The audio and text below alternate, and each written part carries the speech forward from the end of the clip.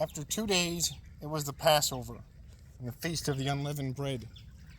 And the chief priests and the scribes sought how they might take him by trickery and put him to death. But they said, not during the feast, lest there be an uproar of the people. And being in Bethany, at the house of Simon the leper, as he sat at the table, a woman came, bringing an alabaster flask of very costly oil of spikenard. Then she broke the flask and poured it on his head. But there were some who were indignant among themselves and said, why was this fragrant oil wasted? For it might have been sold for more than 300 denarii and given to the poor. And they criticized her sharply. But Jesus said, let her alone. Why do you trouble her? She has done a good work for me. For you have the poor with you always, and whenever you wish, you may do them good, but me you do not have always. She has done what she could. She has come beforehand to anoint my body for burial. Assuredly I say to you, wherever this gospel is preached in the whole world, what this woman has done will also be told as a memorial to her. Then Judas Iscariot, one of the 12, went to the chief priests to betray him to them. And when they heard it, they were glad and promised to give him money. So he sought how he might conveniently betray him.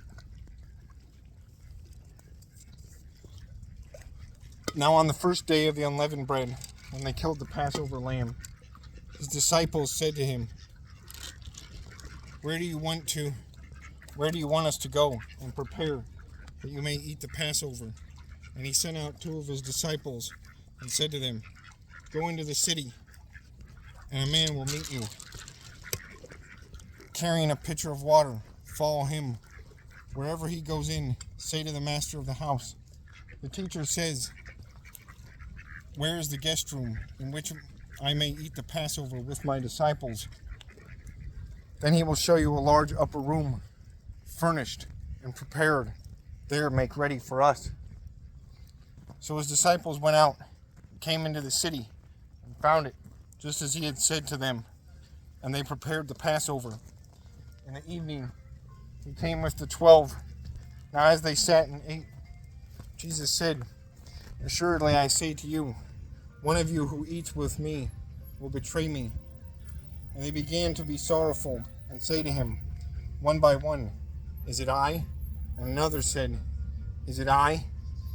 He answered and said to them, It is one of the 12 who dips with me in the dish. The Son of Man indeed goes just as it is written of him. But woe to that man by whom the Son of Man is betrayed. It would have been good for that man if he had never been born. And as they were eating, Jesus took bread, blessed and broke it, and gave it to them and said, Take, eat. This is my body. Then he took the cup, and when he had given thanks, he gave it to them, and they all drank from it. And he said to them, This is my blood of the new covenant, which is shed for many. Assuredly I say to you, I will no longer drink of the fruit of the vine until the day when I drink it with you, drink it new in the kingdom of God. When they had sung a hymn, they went out to the Mount of Olives. Then Jesus said to them, All of you will be made to stumble because of me this night, for it is written, I will strike the shepherd, and the sheep will be scattered. But after I have been raised, I will go before you to Galilee. Peter said to him, Even if all are made to stumble, yet I will not be. Jesus said to him, Assuredly I say to you that today, even this night, before the rooster crows twice, you will deny me 3 times. But he spoke more vehemently, If I have to die with you, I will not deny you. And they all said likewise. Then they came to a place which was named Gethsemane, and he said to his disciples, Sit here while I pray. And he took Peter and James and John with him, and he began to be troubled and deeply distressed. Then he said to them, My soul is exceedingly sorrowful, even to death. Stay here and watch. He went a little farther and fell on the ground and prayed that if it were possible, the hour might pass from him. And he said, Abba, Father, all things are possible for you. Take this cup away from me.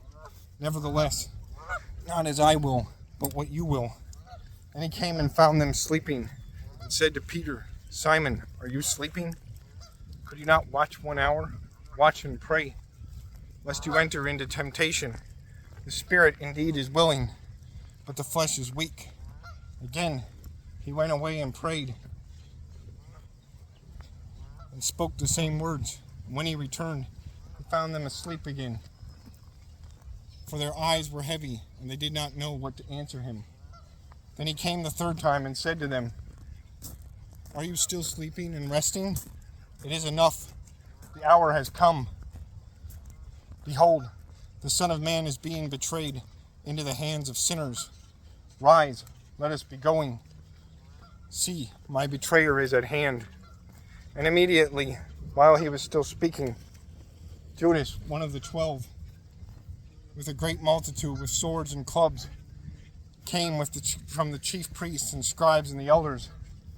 Now his betrayer had given them a signal, saying, Whomever I kiss, he is the one. Seize him and lead him away safely. As soon as he had come, immediately he went up to him and said to him, Rabbi, Rabbi, and kissed him. Then they laid their hands on him and took him. And one of those who stood by drew his sword and struck the servant of the high priest and cut off his ear. Then Jesus answered and said to them, Have you come out as against a robber with swords and clubs to take me? I was daily with you in the temple, teaching, and you did not seize me, but the scriptures must be fulfilled. Then they all forsook him and fled. Now a certain young man followed him, having a linen cloth thrown around his naked body. And the young men laid hold of him, and he left the linen cloth and fled from him naked. And they led Jesus away to the high priest, and with him were assembled all the chief priests, the elders, and the scribes. But Peter followed him at a distance, right into the courtyard of the high priest, and he sat with the servants and warmed himself at the fire. Now the chief priests and all the council sought testimony against Jesus, to put him to death, but found none, for many bore false witness against him. But their testimonies did not agree. Then some rose up and bore false witness against him, saying, We heard him say, I will destroy this temple made with hands, and within 3 days I will build another made without hands. But not even then did their testimony agree. And the high priest stood up in the midst and asked Jesus, saying, Do you answer nothing? What is it these men testify against you? But he kept silent and answered nothing. Again, the high priest asked him, saying to him, Are you the Christ, the Son of the Blessed? Jesus said, I am. You will see the Son of Man sitting at the right hand of God, right hand of the power, and coming with the clouds of heaven. Then the high priest tore his clothes and said, What further need do we have of witnesses? You have heard the blasphemy. What do you think? And they all condemned him to be deserving of death. Then some began to spit on him, and to blindfold him, and to beat him, and say to him, Prophesy. And the officers struck him with the palms of their hands. Now as Peter was below in the courtyard, one of the servant girls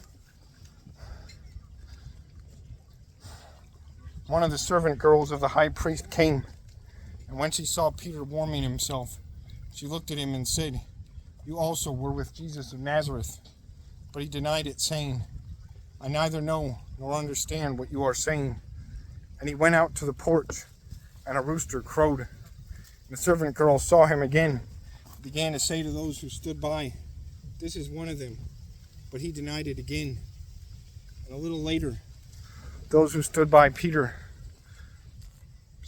said to Peter again, Surely you are one of them, for you are a Galilean, and your speech shows it. Then he began to curse and to swear, I do not know this man. of whom you speak. A second time the rooster crowed. Then Peter called to mind the word that Jesus had said to him, before the rooster crows twice, you will deny me 3 times. And when he thought about it, he wept.